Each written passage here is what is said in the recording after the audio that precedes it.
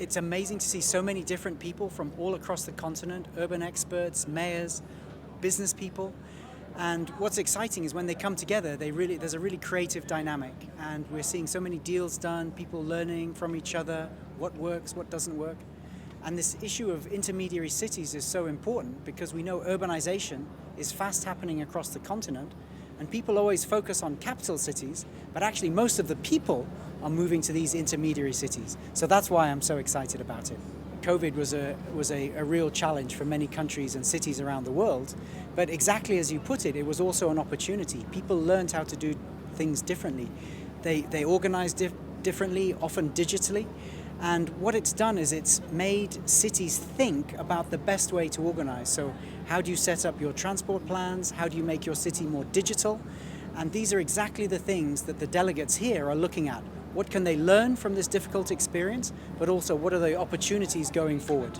Madam Ida Odinga hosted a number of us last night, and we were really talking about women in governance, running cities. So for example, here in Kisumu County, you have the tourism minister is a very capable lady.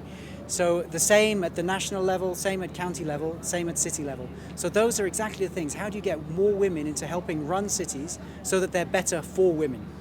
There's a number of really big issues on the table here. So the first one is how do you attract investment into cities? Because whatever they do, cities are great for generating jobs, for creating jobs for young people, for everybody really. So that's one area that we're really focusing on in our work as the UK. What kind of policy environment do you bring? But also then what are the specifics for each city? So for example, in Kisii, we're looking at avocado oil processing. If you look at Kilifi and Malindi, then you're looking at fruit and fruit processing. So how do you generate those jobs and income? There's a second set of issues that we're very excited about, which is more around planning. So there you're looking at how do you plan so that your city is ready for climate change that is coming. So we're working with Isiolo, for example, on drainage systems that are ready for these more powerful storms that hit. For droughts, for floods. So getting your city ready for that climate challenge.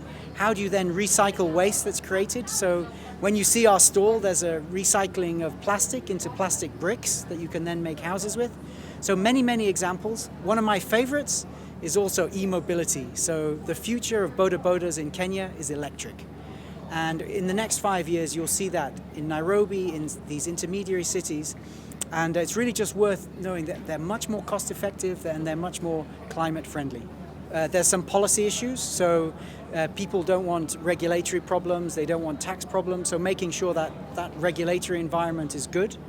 Then secondly, exactly as has happened here in Kisumu, you have a very specific strategy to go out and find investors that fit with your county. So don't be trying to do things that don't fit with the county, but here, for example, the Professor Nyang' Nyong'o, the governor, he has gone out and he's looked for investors in the agricultural sector, the agricultural processing sector, for example. He's looking at the hotel sector. You bring in those investors in a very targeted way and you make it easy for them to invest here, and then good things happen.